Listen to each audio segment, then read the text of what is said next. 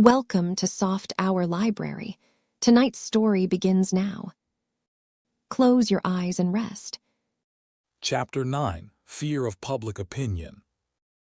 Very few people can be happy unless, on the whole, their way of life and their outlook on the world is approved by those with whom they have social relations, and more especially by those with whom they live. It is a peculiarity of modern communities that they are divided into sets which differ profoundly in their morals and in their beliefs. This state of affairs began with the Reformation, or perhaps one should say with the Renaissance, and has grown more pronounced ever since. There were Protestants and Catholics, who differed not only in theology, but on many more practical matters. There were aristocrats who permitted various kinds of action that were not tolerated among the bourgeoisie. Then there came to be latitudinarians and freethinkers who did not recognize the duties of religious observance. In our own day throughout the continent of Europe, there is a profound division between socialists and others, which covers not only politics, but almost every department of life. In English-speaking countries, the divisions are very numerous. In some sets art is admired, while in others it is thought to be of the devil, at any rate if it is modern. In some sets devotion to the empire is the supreme virtue. In others it is considered a vice, and yet in others a form of stupidity. Conventional people consider adultery one of the worst of crimes, but large sections of the population regard it as excusable, if not positively laudable. Among Catholics, divorce is totally forbidden, while most non-Catholics accept it as a necessary alleviation of matrimony.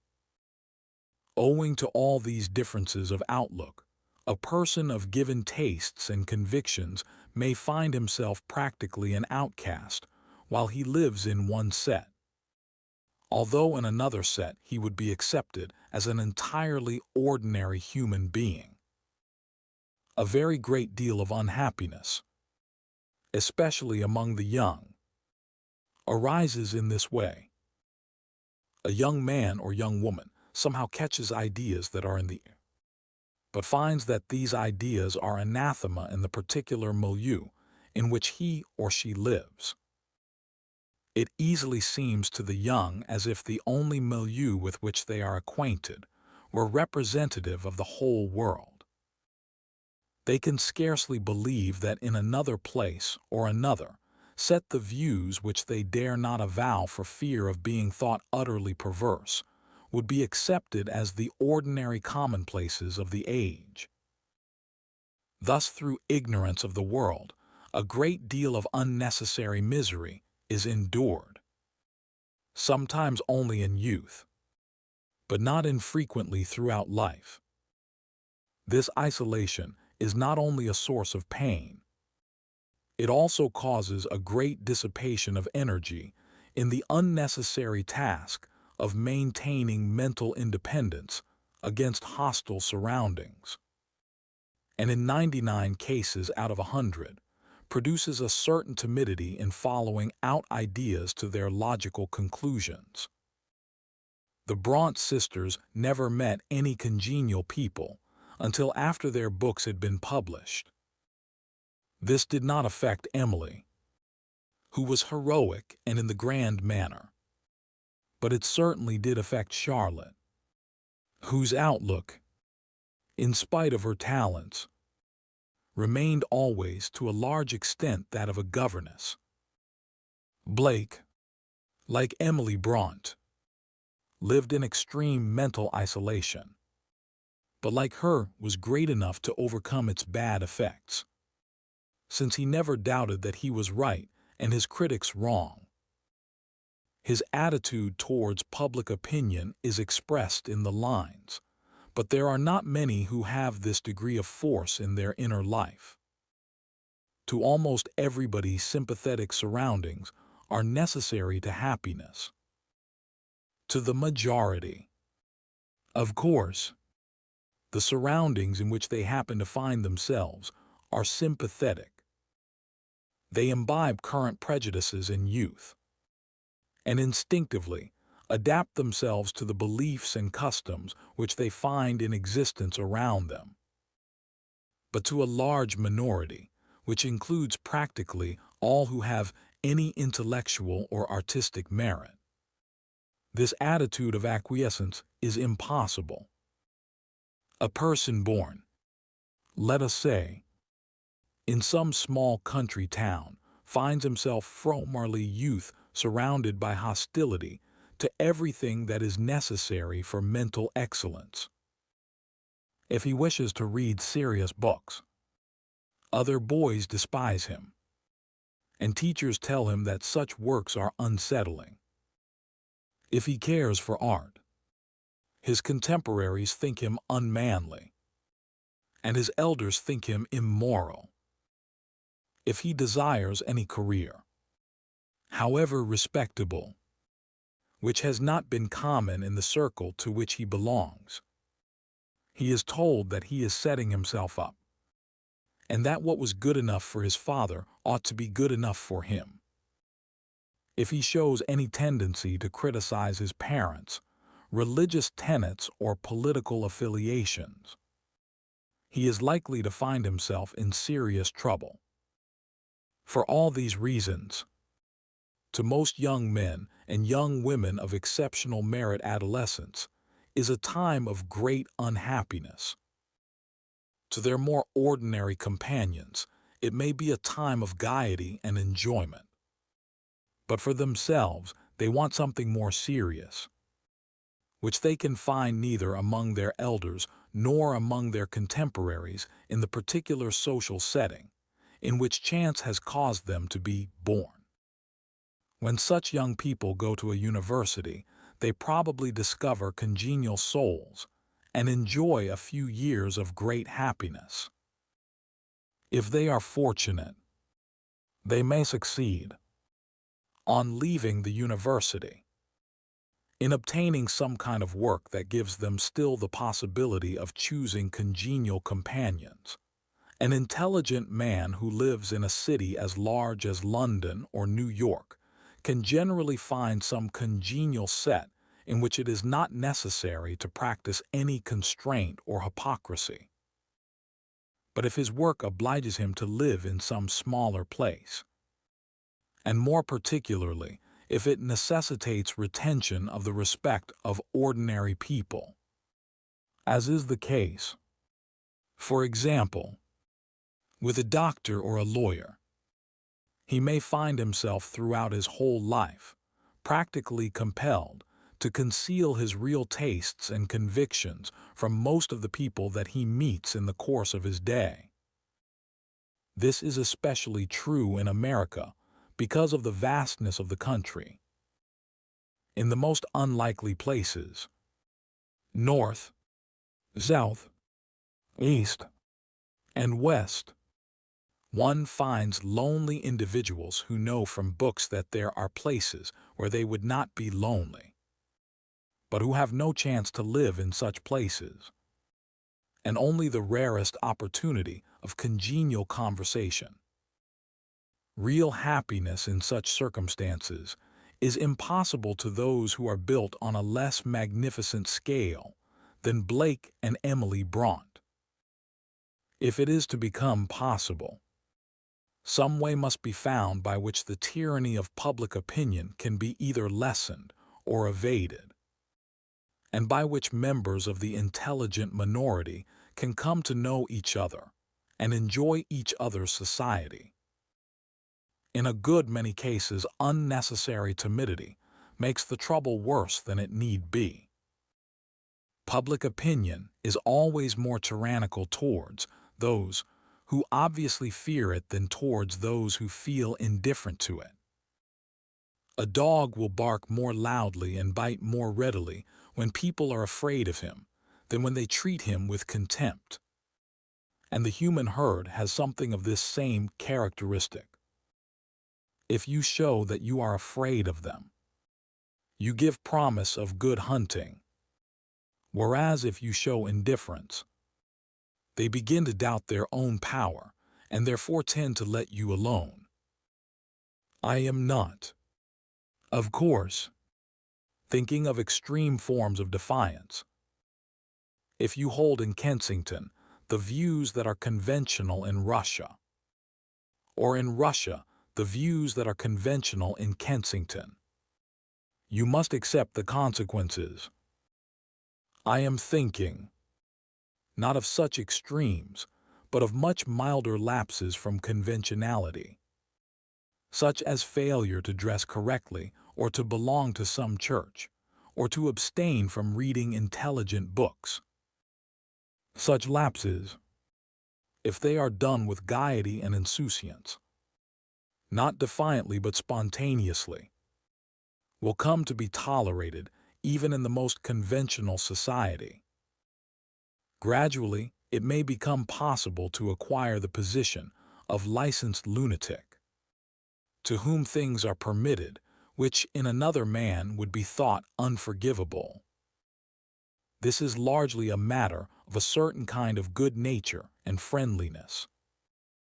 Conventional people are roused to fury by departures from convention, largely because they regard such departure as a criticism of themselves. They will pardon much unconventionality in a man who has enough jollity and friendliness to make it clear, even to the stupidest, that he is not engaged in criticizing them. This method of escaping censure is, however, impossible to many of those whose tastes or opinions cause them to be out of sympathy with the herd.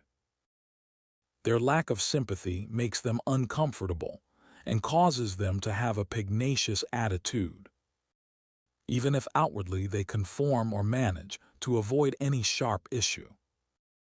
People who are not in harmony with the conventions of their own set tend therefore to be prickly and uncomfortable, and lacking in expansive good humor.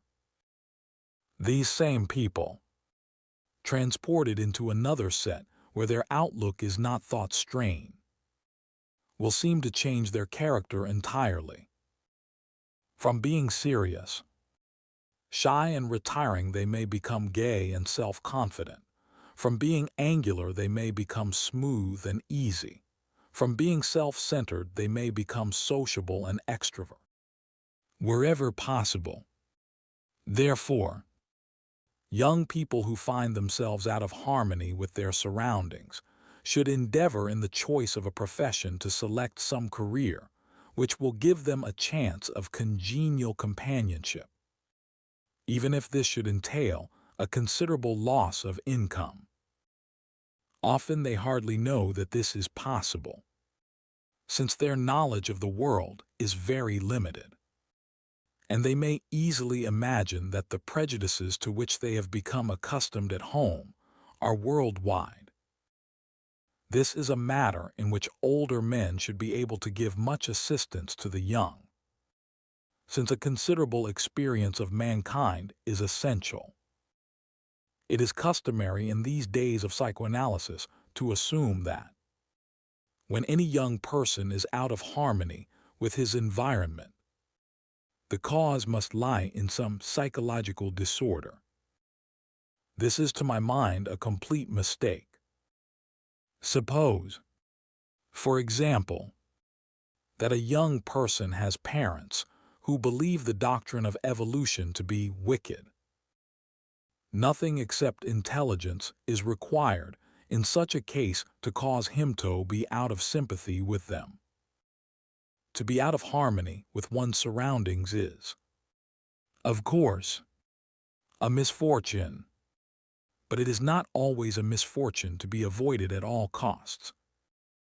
Where the environment is stupid or prejudiced or cruel, it is a sign of merit to be out of harmony with it. And to some degree, these characteristics exist in almost every environment. Galileo and Kepler had dangerous thoughts, as they are called in Japan, and so have the most intelligent men of our own day. It is not desirable that the social sense should be so strongly developed as to cause such men to fear the social hostility which their opinions may provoke. What is desirable is to find ways of making this hostility as slight and as ineffective as possible. In the modern world, the most important part of this problem arises in youth.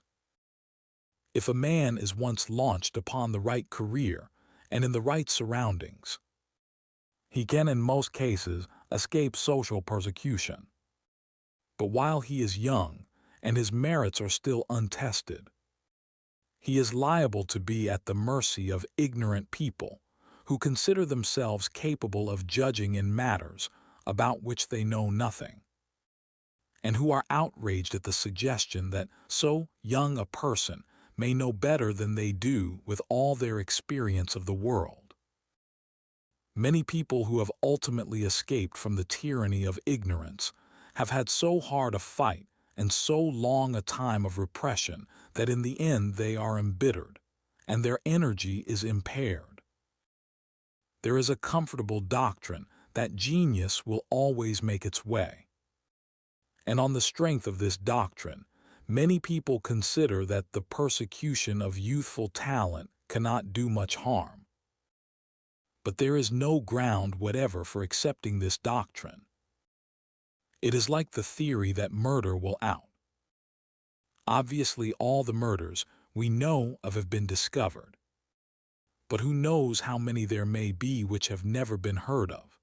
In like manner, all the men of genius that we have ever heard of have triumphed over adverse circumstances.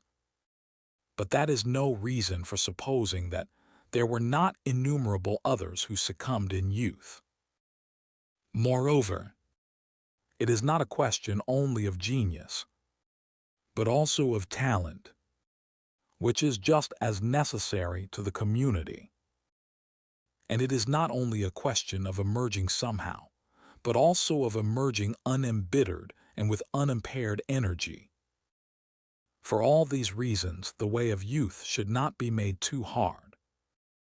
While it is desirable that the old should treat with respect the wishes of the young, it is not desirable that the young should treat with respect the wishes of the old. The reason is simple, namely that in either case it is the lives of the young that are concerned, not the lives of the old.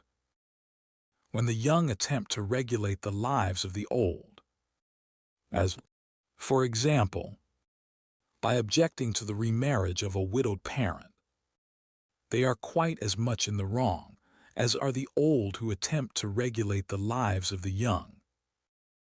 Old and young alike, as soon as years of discretion have been reached, have a right to their own choices, and if necessary to their own mistakes. Young people are ill-advised if they yield to the pressure of the old in any vital matter. Suppose, for example, that you are a young person who wishes to go on the stage, and that your parents oppose your wish, either on the ground that the stage is immoral or on the ground that it is socially inferior. They may bring every kind of pressure to bear. They may tell you that they will cast you off if you ignore their commands. They may say that you will certainly repent within a few years. They may mention whole strings of horrid examples of young persons who have been rash enough to do what you contemplate doing and came to a bad end in consequence. They may of course be right in thinking that the stage is not the career for you. It may be that you have no talent for acting, or that you have a bad voice. If this is the case, however, you will soon discover it from theatrical people, and there will still be plenty of time to adopt a different career. The arguments of parents should not be a sufficient reason for relinquishing the attempt. If, in spite of all they say. You carry out your intention. They will soon come round. Much sooner, in fact, than either you or they suppose. If, on the other hand, you find professional opinion discouraging, that is another matter. For professional opinion must always be treated with respect by beginners. I think that in general, apart from expert opinion, there is too much respect paid to the opinions of others, both in great matters and in small ones. One should as a rule respect public opinion in so far as is necessary to avoid starvation and to keep out of prison. But anything that goes beyond this is voluntary submission to an unnecessary tyranny, and is likely to interfere with happiness in all kinds of ways. Take, for example, the matter of expenditure. Very many people spend money in ways quite different from those that their natural tastes would enjoin, merely because they feel that the respect of their neighbors depends upon their possession of a good car and their ability to give good dinners. As a matter of fact, any man who can obviously afford a car but genuinely prefers travel or a good library will in the end be much more respected than if he behaved exactly like everyone else. There is, of course, no point in deliberately flouting public opinion. This is still to be under its domination, though in a topsy-turvy way. But to be genuinely indifferent to it is both a strength and a source of happiness.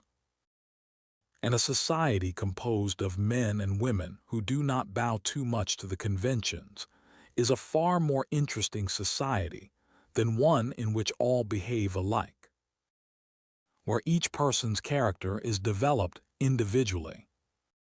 Differences of type are preserved, and it is worthwhile to meet new people, because they are not mere replicas of those whom one has met already. This has been one of the advantages of aristocracy, since where status depended upon birth, behavior was allowed to be erratic. In the modern world, we are losing this source of social freedom, and therefore a more deliberate realization of the dangers of uniformity has become desirable. I do not mean that people should be intentionally eccentric, which is just as uninteresting as being conventional. I mean only that people should be natural, and should follow their spontaneous tastes insofar as these are not definitely antisocial. In the modern world, owing to the swiftness of locomotion, people are less dependent than they used to be upon their geographically nearest neighbors.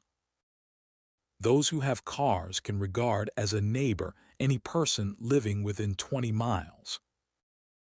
They have therefore a much greater power than was formerly the case of choosing their companions. In any populous neighborhood, a man must be very unfortunate if he cannot find congenial souls within 20 miles.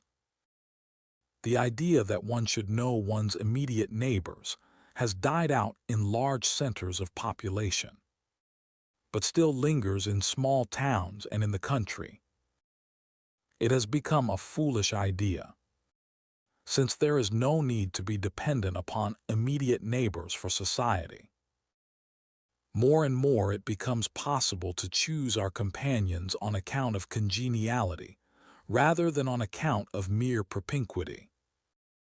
Happiness is promoted by associations of persons with similar tastes and similar opinions.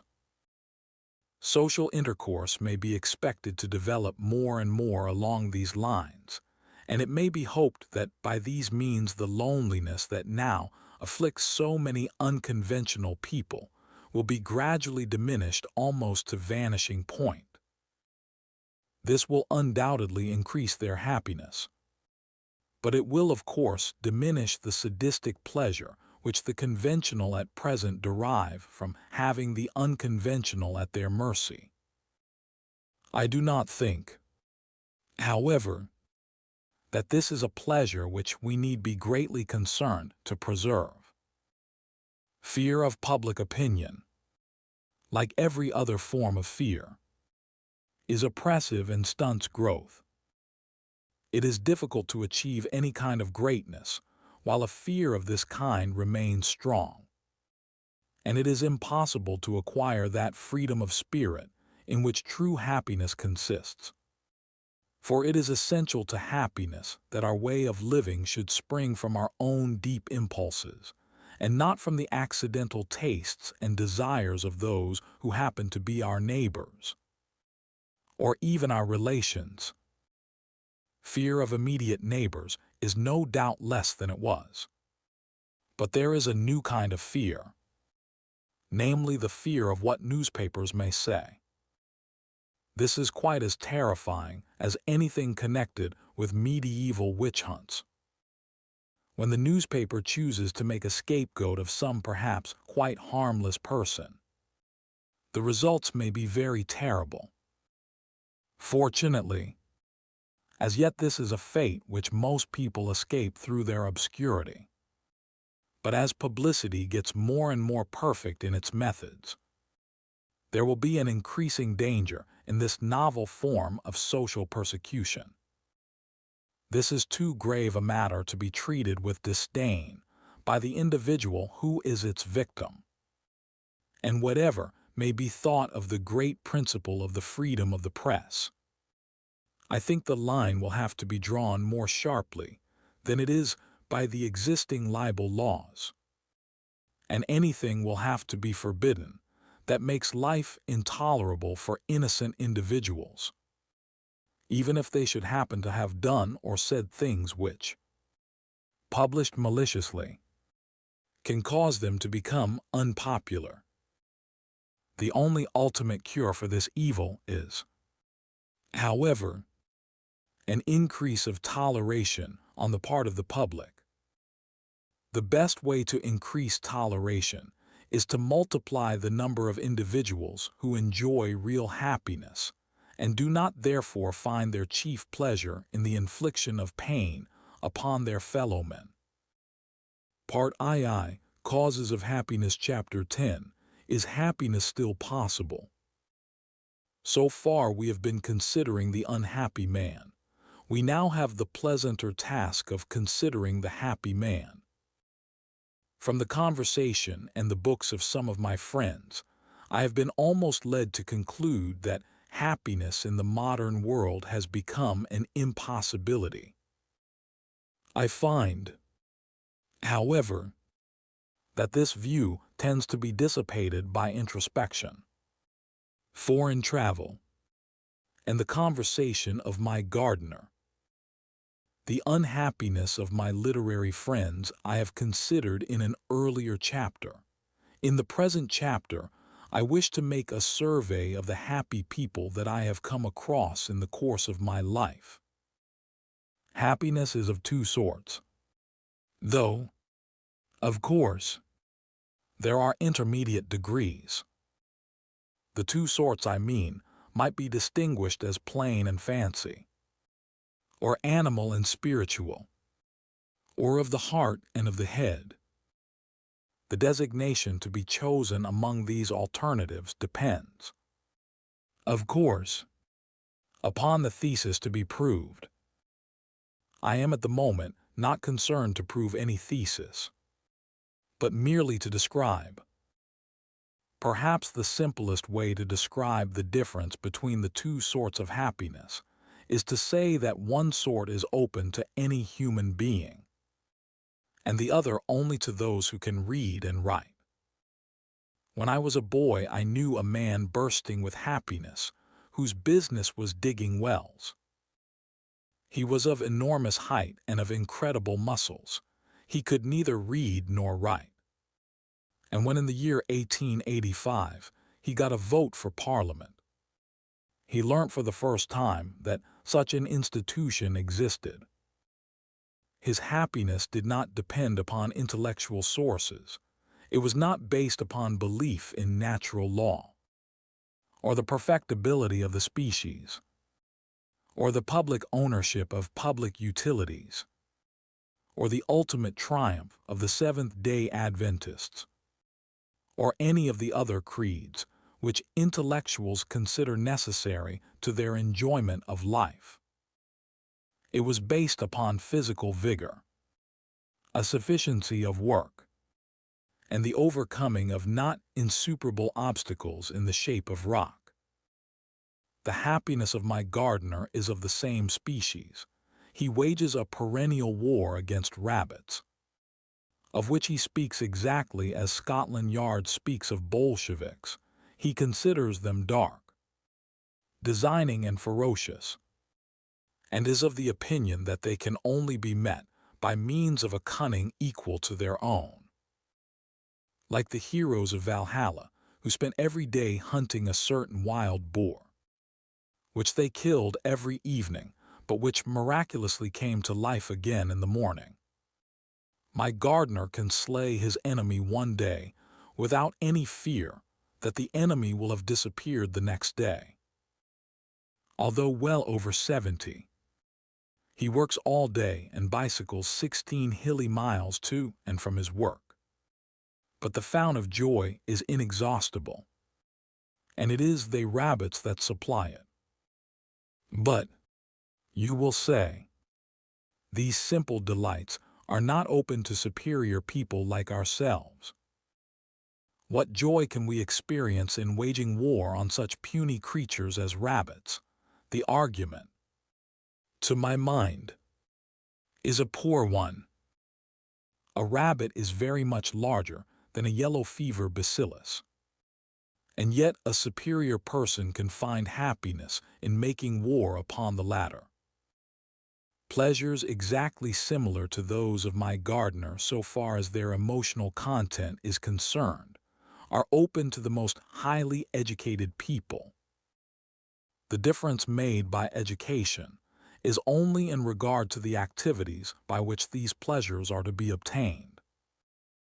Pleasures of achievement demand difficulties such that beforehand success seems doubtful, although in the end it is usually achieved. This is perhaps the chief reason why a not excessive estimate of one's own powers is a source of happiness.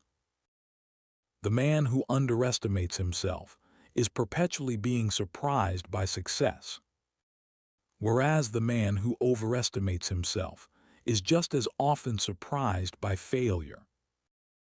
The former kind of surprise is pleasant, the latter unpleasant.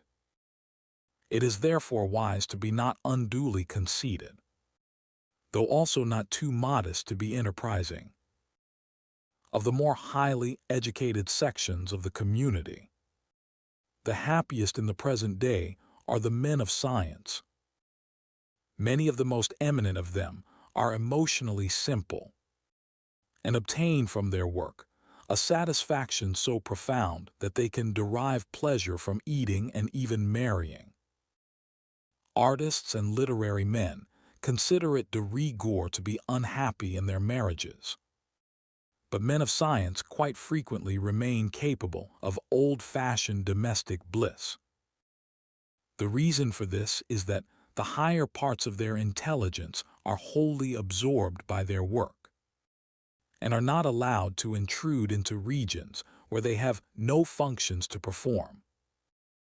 In their work they are happy because in the modern world science is progressive and powerful, and because its importance is not doubted either by themselves or by laymen. They have therefore no necessity for complex emotions, since the simpler emotions meet with no obstacles. Complexity in emotions is like foam in a river. It is produced by obstacles which break the smoothly flowing current.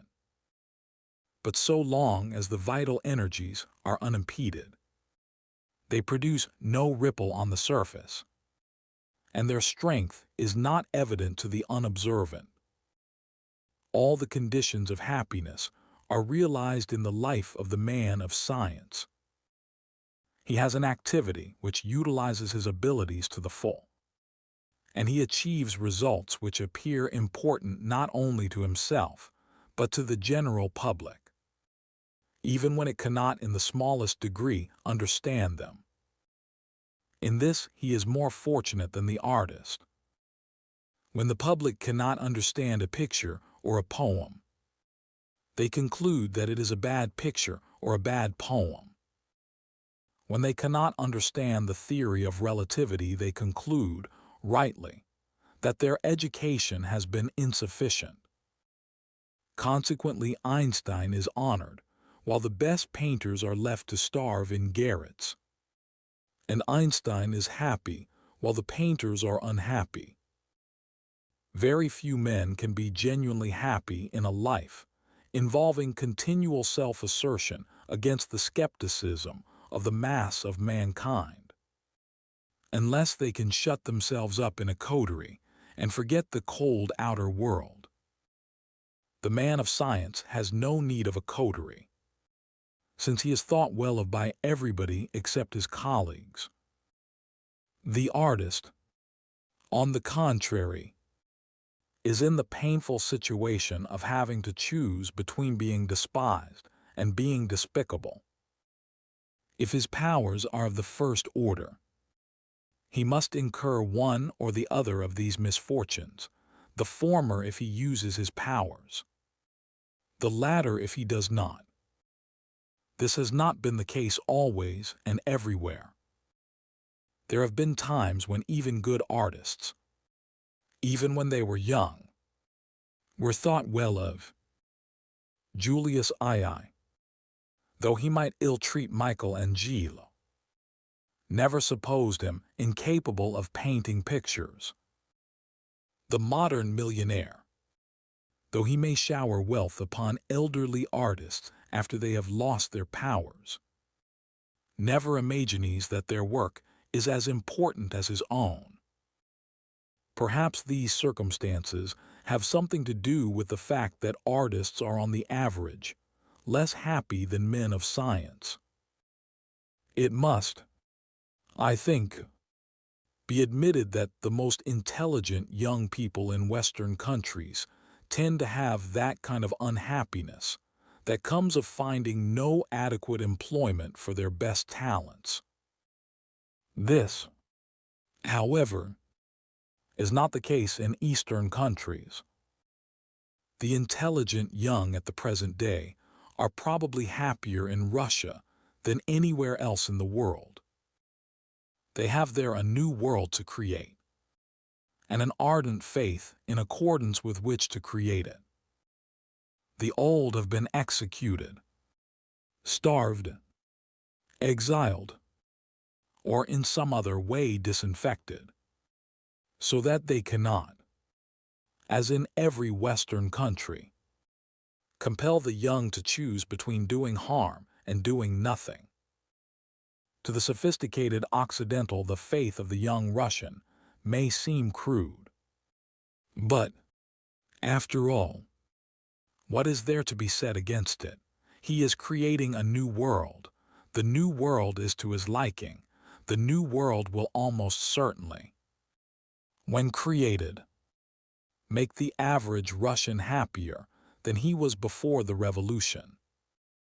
It may not be a world in which the sophisticated Western intellectual would be happy, but the sophisticated Western intellectual does not have to live in it by any pragmatic test.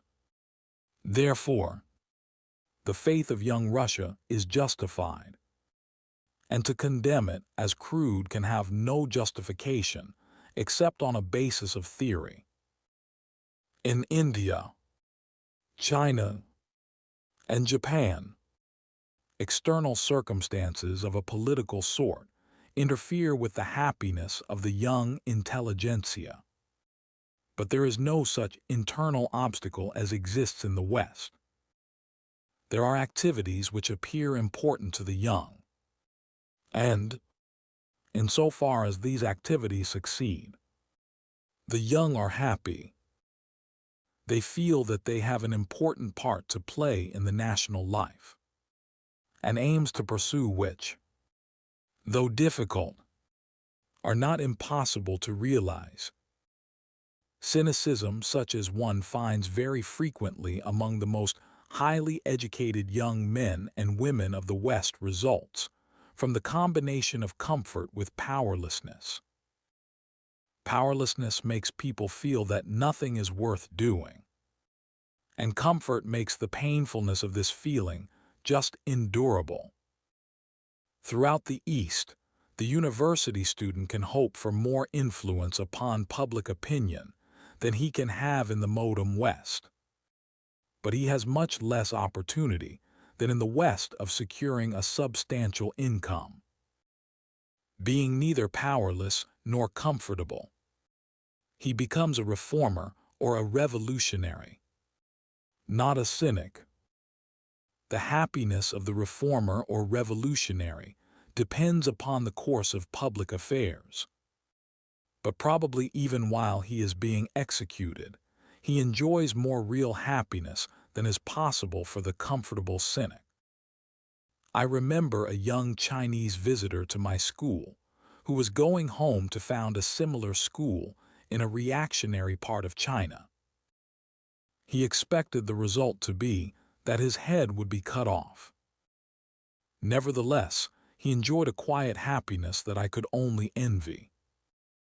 I do not wish to suggest, however, that these high-flown kinds of happiness are the only possible ones. They are in fact open only to a minority, since they require a kind of ability and a width of interest which cannot be very common.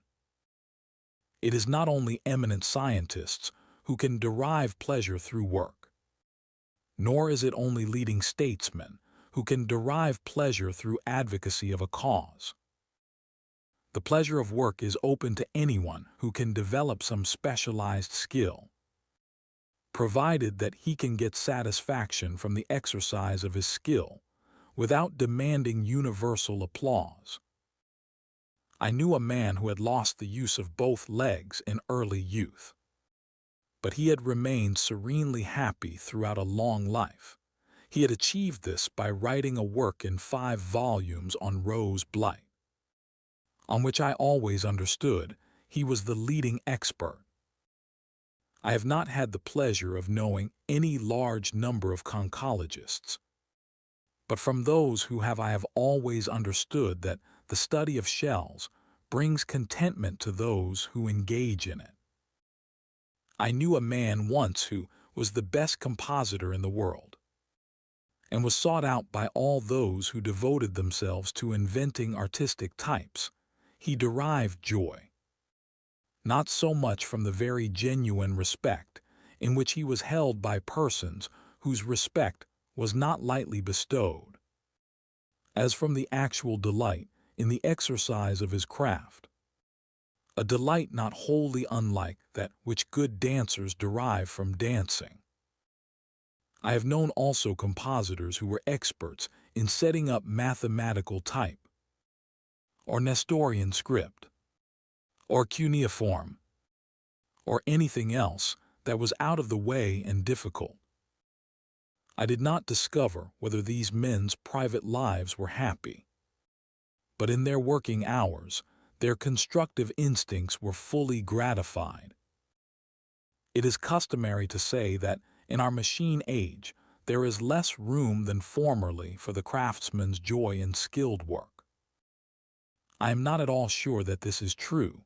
The skilled workman nowadays works, it is true, at quite different things from those that occupied the attention of the medieval guilds. But he is still very important and quite essential in the machine economy. There are those who make scientific instruments and delicate machines. There are designers. There are aeroplane mechanics, chauffeurs, and hosts of others who have a trade in which skill can be developed to almost any extent. The agricultural laborer and the peasant in comparatively primitive communities is not. so far as I have been able to observe, nearly as happy as a chauffeur or an engine driver. It is true that the work of the peasant who cultivates his own land is varied. He plows, he sows, he reaps, but he is at the mercy of the elements and is very conscious of his dependence, whereas the man who works a modern mechanism is conscious of power and acquires the sense that man is the master, not the slave, of natural forces. It is true, of course, that work is very uninteresting to the large body of mere machine minders who repeat some mechanical operation over and over again with the minimum of variation. But the more uninteresting the work becomes, the more possible it is to get it performed by a machine. The ultimate goal of machine production, from which, it is true, we are as yet far removed, is a system in which everything uninteresting is done by machines, and human beings are reserved for the work involving variety and initiative. In such a world, the work will be less boring and less depressing than it has been at any time since the introduction of agriculture. In taking to agriculture, mankind decided that they would submit to monotony and tedium in order to diminish the risk of starvation. When men obtained their food by hunting, work was a joy, as one can see from the fact that the rich still pursue these ancestral occupations for amusement. But with the introduction of agriculture, mankind entered upon a long period of meanness, misery, and madness, from which they are only now being freed by the beneficent operation of the machine. It is all very well for sentimentalists to speak of contact with the soil and the ripe wisdom of Hardy's philosophically peasants. But the one desire of every young man in the countryside is to find work in towns where he can escape from the slavery of wind and weather and the solitude of dark winter evenings into the reliable and human atmosphere of the factory and the cinema. Companionship and cooperation are essential elements in the happiness of the average man, and these are to be obtained in industry far more fully than in agriculture. Belief in a cause is a source of happiness to large numbers of people. I am not thinking only of revolutionaries, socialists, nationalists in oppressed countries, and such. I am thinking also of many humbler kinds of belief. The men I have known who believed that the English were the lost 10 tribes were almost invariably happy, while as for those who believed that the English were only the tribes of Ephraim and Manasseh, their bliss knew no bounds. I am not suggesting that the reader should adopt this creed, since I cannot advocate any happiness based upon what seem to me to be false beliefs. For the same reason, I cannot urge the reader to believe that men should live exclusively upon nuts, although, so far as my observation goes, this belief invariably ensures perfect happiness. But it is easy to find some cause which is in no degree fantastic, and those whose interest in any such cause is genuine are provided with an occupation for their leisure hours and a complete antidote to the feeling that life is empty. Not so very far removed from the devotion to obscure causes is absorption in a hobby. One of the most eminent of living mathematicians divides his time equally between mathematics and stamp collecting. I imagine that the latter affords consolation at the moments when he can make no progress with the former. The difficulty of proving propositions in the theory of numbers is not the only sorrow that stamp collecting can cure. nor are stamps the only things that can be collected. Consider what a vast field of ecstasy opens before the imagination when one thinks of old china, snuff boxes, Roman coins, arrowheads, and flint implements. It is true that many of us are too superior for these simple pleasures. We have all experienced them in boyhood, but have thought them, for some reason, unworthy of a grown man. This is a complete mistake. Any pleasure that does no harm to other people is to be valued. For my part, I collect rivers.